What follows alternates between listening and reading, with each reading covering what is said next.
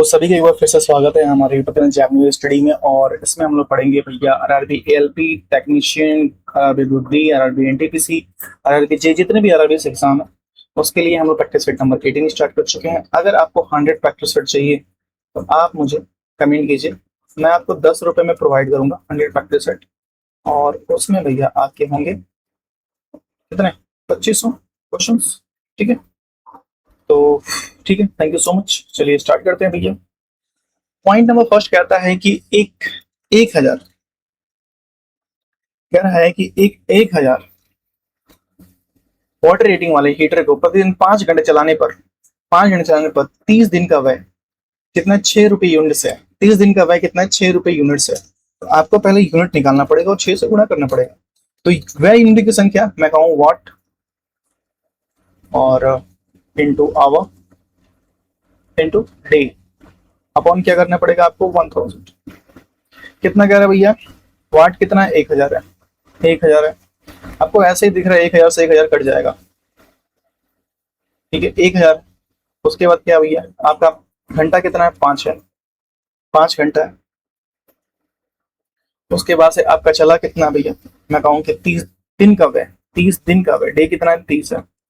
Upon क्या करेंगे आप क्या करेंगे, इसको 0 से 0 काट देंगे, 0 से 0 काट देंगे। अब 15 बचा भैया, 3 बचे 15, 15 बचा। और कितना कह रहा है, 6 15 छक्का 90 और एक 0 यहाँ बचा भैया, कितना हो गया, 900। 900। क्वेश्चन नंबर 2 बताइए। क्वेश्चन नंबर 2 कहता है कि किसी रॉकेट का, कह रहा है किसी रॉकेट का उड़ना या उड़ान भरना उसके द्वारा समझा जाता है। ऊर्जा संरक्षण, संवेग संरक्षण का नियम, गति का पहला नियम बताइए। संवेग संरक्षण का नियम होता है रॉकेट का उड़ना, किसी भी रॉकेट का उड़ना संवेग संरक्षण सिद्धांत पर आधारित होता है। इस नियम के अनुसार यदि कणों के किसी समूह या नियम या निकाय पर कोई बल नहीं लग रहा तो उस निकाय का कुल संवेग नियत रहता है, अर्थात टक्कर के पहले उस टक्कर के बाद संवेग के बराबर ही होगा। समझे?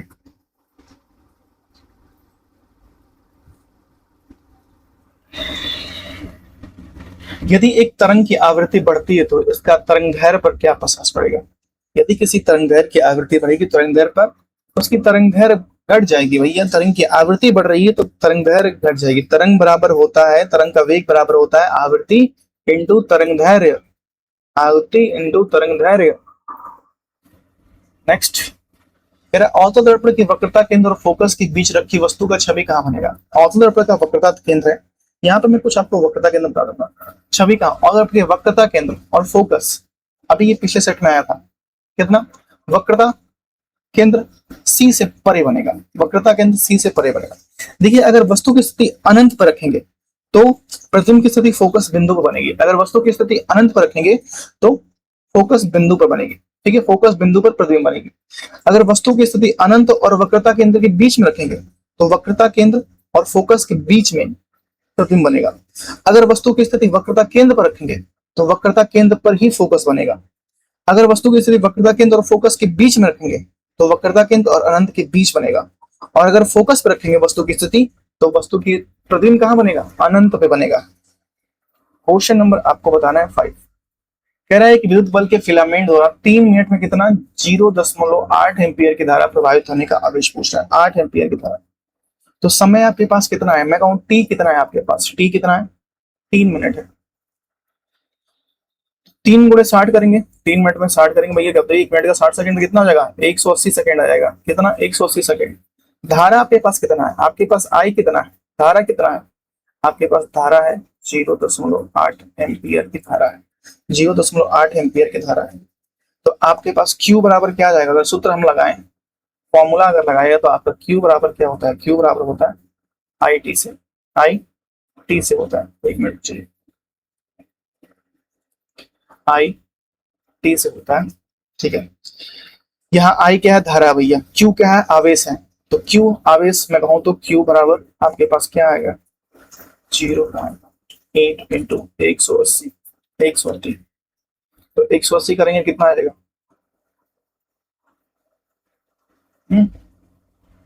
180, 144, 144 किलो।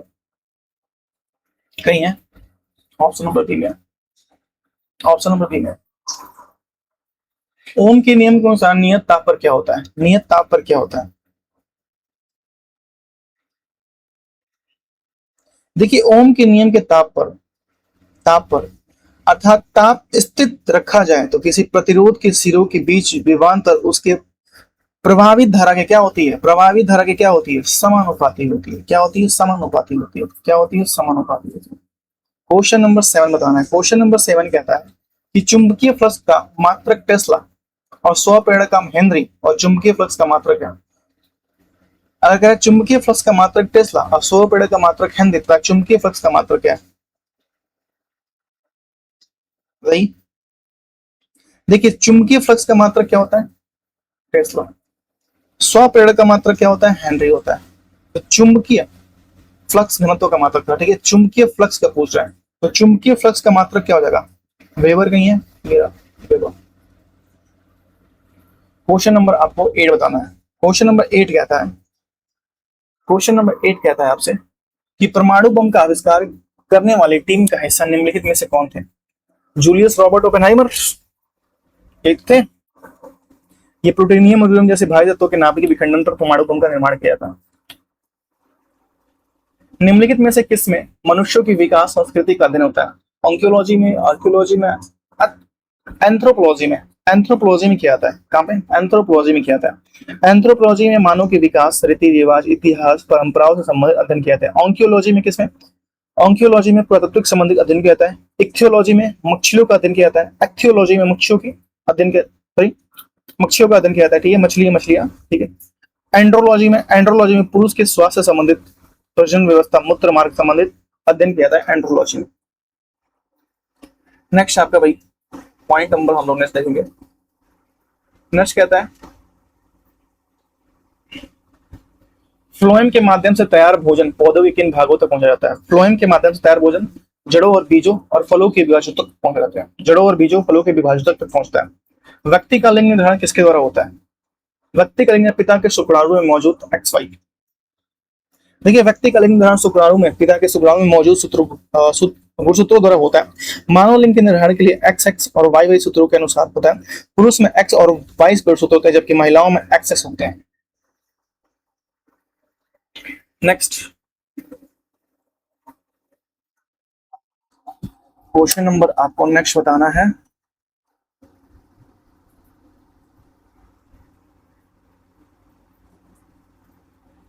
जीवधारियों का वर्गकण मूल इकाई क्या है? जीवधारियों के वर्गकण की मूल इकाई क्या है? पता नहीं एक ही बात कैसे जा रहा है ऊपर।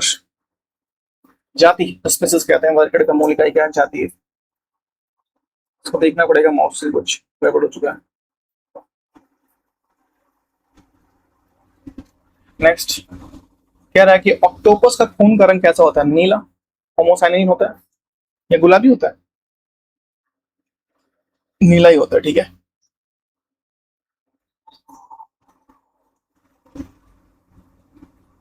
कार्बोहाइड्रेट, प्रोटीन और वसा का पूर्ण पाचन कहाँ होता है? कार्बोहाइड्रेट और प्रोटीन और वसा का पूर्ण पाचन छोटी आंत में। आमा से पूर्ण पाचन पूछ रहा है भाई। पूर्ण पाचन कहाँ पे होता है? ये छोटी आंत में हो जाता है, ठीक है। कार्बोहाइड्रेट, प्रोटीन और वसा का पूर्ण पाचन छोटी आंत में होता है। छोटी आंत पाचन तंत्र का हिस्सा व अंग है। भोजन का अधिकांश पाचन छोटी आंत में ही संपन्न होता है। छोटी आंत लगभग कितना होती है? 5 से 7 मीटर होती है। बड़ी आंत से छोटी आंत क्या होती है? बड़ी आती है। बड़ी आंत जो होती है छोटी आंत से छोटी होती है और छोटी आंत जो होती है बड़ी आंत से बड़ी होती है। बातों में कंफ्यूजन है लेकिन ठीक है।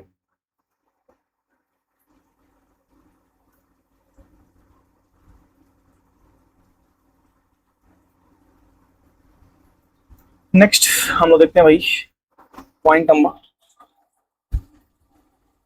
मानव शरीर की सबसे बड़ी धमनी कौन सी है? मानव शरीर की सबसे बड़ी धमनी कौन सी है? वैन कैवा है, वक्री है, महाधमनी है? कौन सी भैया? कौन सी? महाधमनी है, जिसे ओरटा बोलते हैं। मानव शरीर की सबसे बड़ी धमनी मुख्य धमनी होती है जो हृदय की बाएं नली से आरंभ होती है, जिससे जिसमें से ऑक्सीजन युक्त सारे शरीर में ऊतकों में ऑक्सीजन का संचरण होता है। ऊतकों में क्या होता है? ऑक्सीजन का संचरण होता है। नेक्स्ट नेफ्रॉन, इसमें गुर्दा किडनी की इकाई है नेफ्रॉन। इसमें कितने होते हैं? आपका 1.8 से 2.5 तक होते हैं नेफ्रॉन। 1.8 2.5 लाख से स्टार्ट होते हैं सर। एक बार देख लीजिएगा। साइनोकोबालामिन किस विटामिन का रासायनिक नाम है? विटामिन B12 का रासायनिक नाम है साइनोकोबालामिन, आप सभी को याद है। विटामिन B6 का रासायनिक नाम क्या है? विटामिन B6 की अगर बात करें तो पायरिडोक्सिन नाम है। विटामिन B2 का रासायनिक नाम क्या है? विटामिन B2 को राइबोफ्लाविन है, और विटामिन B1 का थायमिन है, और विटामिन B5 का पैंटोथेनिक है, और विटामिन B3 का अगर आप कमेंट कर देंगे तो मुझे लगेगा कि हाँ कुछ तो पढ़ रहे हैं भाई। विटामिन B3 का कुछ तो बता दीजिए अगर किसी को पता है तो। ठीक है, नेक्स्ट। पादप में प्रांकुर कहाँ पाया था? पुष्प में, पत्ती में, मूलाग्र में, या बीज में? एडिंग। पादपों में प्रांकुर जो होता है बीज सीढ़ी में पाया जाता है। प्रांकुर बीजों में वो अलग भाग होता है जिसमें पत्ती और शाखाओं आदि का प्रांकुर प्रारंभ होता है। प्रांकुर, ठीक है, ये कहाँ होता है? पादपों में होता है भैया। कहाँ पे? पादपों में होता है। नेक्स्ट हम देखेंगे 19 नंबर क्वेश्चन। पदार्थों की प्राकृतिक संबंधित परमाणु सिद्धांत किसने प्रतिपादित किया था? पदार्थ की प्राकृतिक से संबंधित परमाणु सिद्धांत किसने प्रतिपादित किया था?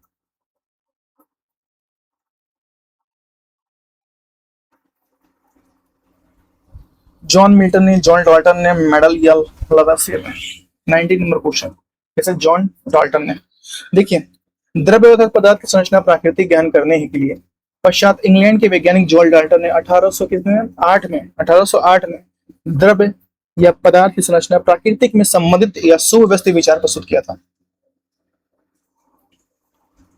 बताइए, पीएच मान 7 से 14 में हुई वृद्धि किसका प्रतिनिधित्व करती है? 7 से 14 में किसका? देखिए, किसी भी विलयन पीएच मान एक संख्या है जो विलयन की अम्लता और क्षारता को प्रदर्शित करती है। पीएच मान का मान संख्यात्मक रूप से द्रवीभूत हाइड्रोजन प्लस आयन को विक्षोभ लघु गुणांक के बराबर होती है। पीएच मान 7 से 14 में वृद्धि को OH माइनस आयन संतान वृद्धि को प्रदर्शित करता है। Option number D, sorry C नहीं भाई, डी। इनमें से कौन सा आदर्श गैस नोबल गैस नहीं है? Helium, bromine, argon, neon? Bromine नहीं है क्या? 21। देखिए, निष्क्रिय गैस ऐसे रासायनिक तत्व हैं, निष्क्रिय गैस ऐसे रासायनिक तत्व हैं जो साधारण परिस्थितियों में बिना किसी रंग, गंध, स्वाद गैस में रहते हैं। इन गैसों के केवल परमाणु तत्व मौजूद हैं। प्राकृतिक में 6 निष्क्रिय कण है। कौन सा? Helium, neon, argon, krypton, xenon, radon. Helium He, neon Ne, argon Ar, krypton Kr, xenon Xc और रेडॉन Rn। आवर्त सारणी के 8वें स्तंभ में ये सम्मिलित होते हैं। ब्रोमीन आदर्श गैस नहीं है। क्या भैया? ब्रोमीन क्या है? एक आदर्श गैस नहीं है भाई। ब्रोमीन क्या है? एक आदर्श गैस नहीं है। नेक्स्ट, सबसे अधिक तन्य धातु कौन सा? सबसे अधिक तन्य धातु Au होगा भाई, सोना। सबसे अधिक तन्य यही खोजा जा सकता है। ये एक द्रव्य समूह के 16वें आवर्त में स्थित है Au। ये क्या हुआ भाई? ऐसे ही था। ठीक है, कोई बात। निम्नलिखित में से कौन सा एल्युमिनियम का अयस्क है? 23। कौन सा? बॉक्साइट। एल्युमिनियम के मैं कुछ एक साथ बता देता हूँ। देखिए, एल्युमिनियम के मुख्यतः अयस्क oxide, aluminium oxide, iron oxide, अन्य अशुद्धियों को मिलाकर बनते हैं। बॉक्साइट अयस्क से बेयर प्रक्रम द्वारा शुद्ध एल्युमिनियम प्राप्त किया जाता है। बेयर प्रक्रम ये एग्जाम में आया था। कौन सा भैया? आपका बेयर प्रक्रम।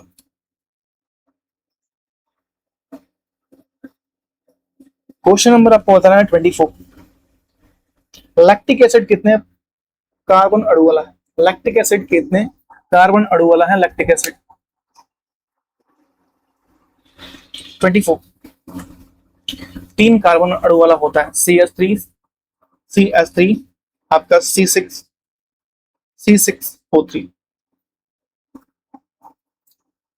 आप देखिएगा C3H6O3।